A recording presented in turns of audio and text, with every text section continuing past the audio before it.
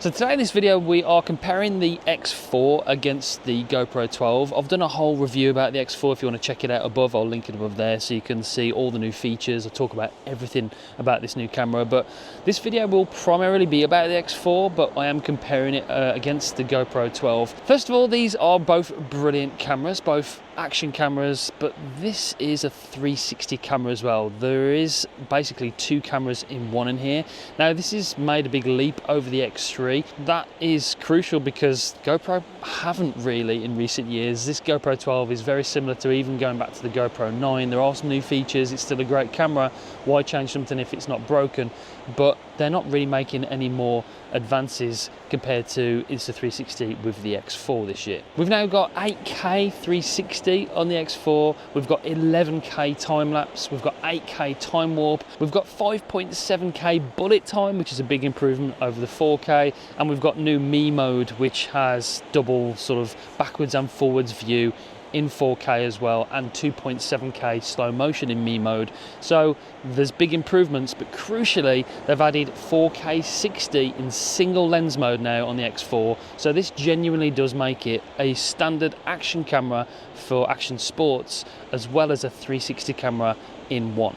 While the GoPro is an amazing action camera, 5.3K 60, it is just a standard field of view camera. You don't get 360. If you want 360 from GoPro, you have to buy the Max and then you have to spend double the price.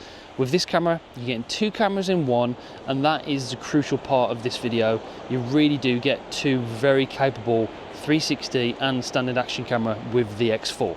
We're in Weston-super-Mare, by the way, today. It's so quiet at the moment. The sun is just popping up over there. We are recording 8K 30 360 on the Insta360 X4, and we've got 5.3K on the GoPro. Now, as you can see, these are two different cameras. We have got this invisible selfie stick look because the 360 camera over there, the X4, actually just records everything. It's got two lenses, the same lens as the X3, half-inch sensors, but now we've got 8K. There's a massive big bump up in the resolution.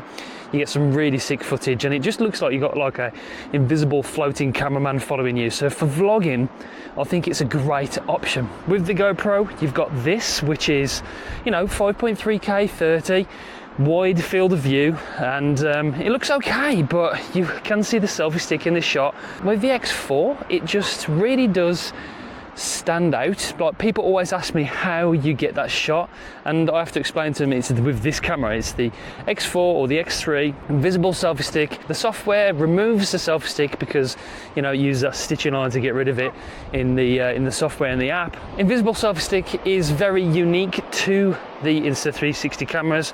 The X4 really does keep using that technology to its advantage with now 8K 30. It's great, it really is. So let's talk about the image quality and the single lens mode, because that's where the big advantage comes for me. Yes, we're a few years away from 360 footage being as good as single lens field of view sort of footage. The GoPro does have a resolution advantage and image quality advantage when it comes to 360 against the GoPro. But the fact that they've introduced that 4K single lens mode, 60 frames per second this year, which is absolutely fantastic. To me, it looks as good as a GoPro. In fact, I actually prefer the colors and the brightness. The overall image from the Insta360 X4 for me is better. It does look better, and the stabilization is just as good as Hyper Smooth. We've got the flow state on here, so for me, I would pick this camera over the GoPro for normal action sports. Yes, it's 5.3K on the GoPro, 4K on the X4, but does that resolution advantage really play out for better footage? I don't think it does. I think the X4 does look better, in my personal opinion. When it comes to field of view in 4K single lens mode, you've got free frame mode in this, which they've sort of taken that from the Go 3 and the Ace Pro as well. So you can record free frame mode in 170 degrees max view. That is 4K 30. It's a little bit tighter, just slightly with 4K 60 in normal video mode, but if you want a wider field of view, you have to buy the max lens mod, 177 degrees with the GoPro 12, not compatible with the 10 or the 11, but then that's another £100. It makes it the same price as the X4. Then you can only shoot 4K with this as well, so it's not, you're not getting 5.3K with the max lens mod, it's only 4K. So if you want the maximum field of view with the widest image, then you need the max lens mod, same price and the same resolution as the X4. And when you think about it that way, you're getting the single lens mode and you're getting a 360 camera for the same price as the GoPro 12 with the max lens mod. For me, personally, that's why I'm picking up the X4 when I leave the house, because I've got a 360 camera for all the things a 360 camera can do, and a single lens mode 4K 60 action camera with everything the GoPro can do. So it's a bit of a no-brainer at the moment. So one thing to note with the X4 is that if you want to switch the view from facing forward to facing backwards to me, like we're shooting right now, then with the GoPro you have to physically move the camera around. You have to take it off its mount, switch it around and face it towards you. Because you've got dual lenses on the X4, you can just simply stop recording, press switch the camera to facing forward on the screen without moving the camera at all, and then you can record facing yourself. Because it's got those dual sensors, dual lenses on here, you can switch it forward or back in single lens mode. So that's time saving as well. You've now got MEMODE, which is, you can like switch it now from front to back. So I can record Jake ahead of you, just recording like this. Basically with MEMODE, you hold the camera out at a horizontal angle from your body and it records a vertical shot without any need for reframing in post-production. So you've got this front facing one, and I'll change it to me as well now. Now you've got this selfie camera, which is vertical, no need for reframing, but with that invisible selfie stick look, now in 4K 30 MEMODE. So this is great for social media. If you film some stuff for Instagram or TikTok and you just want to do some walking and talking like this, how good is this? It's great for all sorts of shots. But now you've got the selfie mode and you can flip it around so it records directly in front of you as well. No need for reframing, invisible selfie stick, MEMODE 4K 30, and you've also got 2.7K in 120 frame per second, so slow motion in 2.7K as well. We'll do some of that footage for you now as we walk over to the Ferris wheel in Weston-super-Mare. So the battery life has been really improved on the X4 as well. We're doing a little time lapse over there, 11K time lapse, which is crazy in 360 compared to the 5.3K in the GoPro. So yeah, you've got a bigger battery life. You've got 2,290 milliamps now inside the X4, and that gives you up to 135 minutes of 5.7K 360 footage. Obviously if you're using it at 8K, it does reduce it down because 8K uses a lot of power, but it doesn't drop it down too much. It actually brings it down into line with the GoPro, which is about 98 minutes worth of 5.K with the 1720 milliamps battery in the GoPro. So they've improved it. It's about 67% better than the X3, I think that's the figure they quoted. So 135 minutes of record time with the X4, 2,290 milliamps. The battery is drastically improved, and that's basically why the body is bigger, I think, because the battery is that much bigger. But it's a very small sacrifice to make for that much battery life, in my opinion.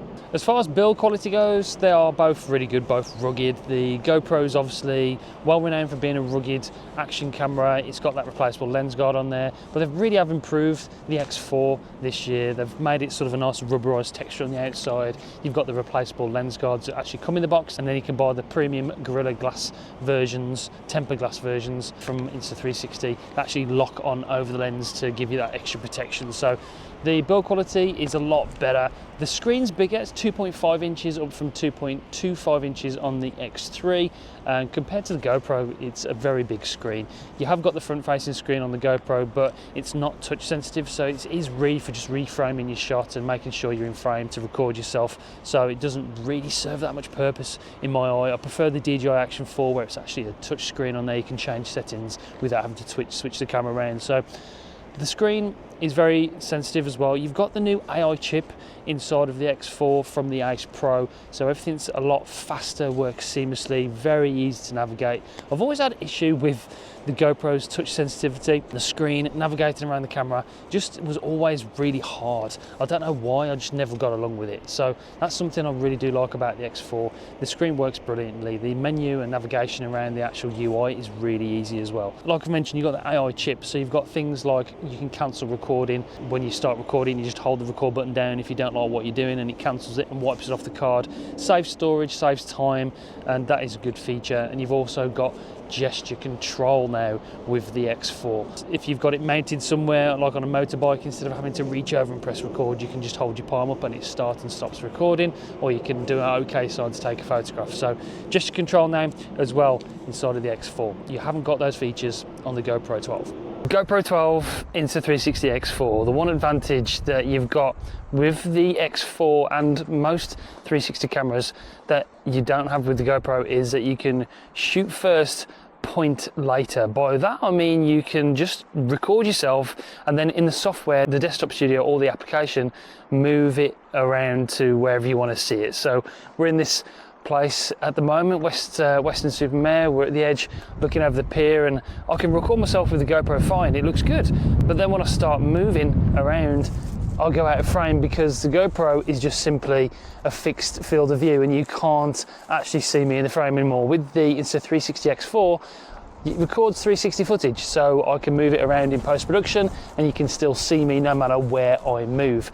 And that is one of the just huge advantages of the Insta360 X4, and that I love, and that makes me pick this camera up before I leave the house every time over the GoPro, because you've got that flexibility of post-production. Yeah, it's an extra step, but you can do it in post-production. It's easy in the application and the studio.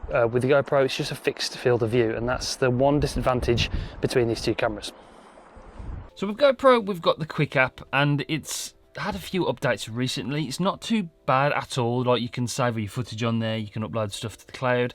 They have introduced another premium sort of software which you have to subscribe to. So instead of £50 a year now for GoPro, it is that £100 a year if you want the full premium features, which is, you know, unfortunate. Insta360 don't charge anything for their application. It's free to download and everything's in there to create all these awesome shots with the AI features that you can do. So you have to pay for the GoPro application if you want all the features. That's just something you have to note as well. So it's like a yearly subscription. I mean, you can do AI edits. There are some stuff in here which is interesting and you can save all your footage on there. It's simple, it's basic, it does what you want it to do. It's not too bad. They have just introduced a new desktop studio which is quite limited as well. It's not the sort of standard that Insta360 are setting with their software and desktop studio. So there is stuff you can do with the GoPro, but it's not that advanced. When it comes to the Insta360 X4, you've got all the application, you've got Shot Lab, you've got AI editing now, which they've improved recently with the new update on the application. You've got AI edit, you've got Quick edit, and you've got Pro edit, so you can let the AI actually do it for you.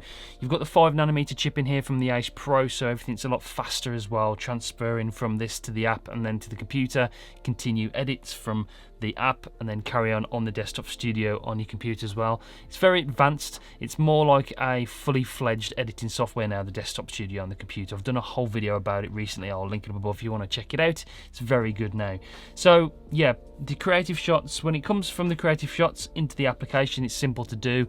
The AI warp, for instance, is really incredible. You can get some really good stuff with that, and the sky swap is another one of my favorites. I love doing that, and that uses AI software to actually create this masking effect on the sky and just replaces the sky for you. It's really good.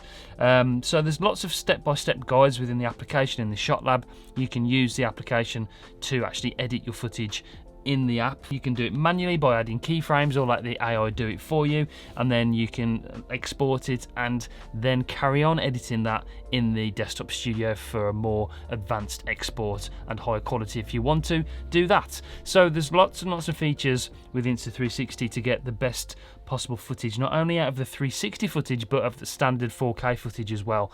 So yeah, that's really where Insta360 are leading the field as far as GoPro, not just with GoPro but with DJI as well. They are leaps and bounds ahead when it comes to AI software, editing in the application, desktop studio. It really does make this camera a lot easier to use. So the easiest way to edit your 360 footage, in my opinion, is the Quick feature, and this uses the iPhone or any phone's gyroscope to actually move your picture around left and right to actually sort of record whatever you want to point your camera at using your phone. It's really, really easy, and this is what I'm doing with these particular shots for social media. And all I do here is press the record button, and then wherever I move my phone left and right is where the camera looks on the recorded final video. That is so easy, and we can see here I'm just moving over there and then I want to look left, I can just move my phone left.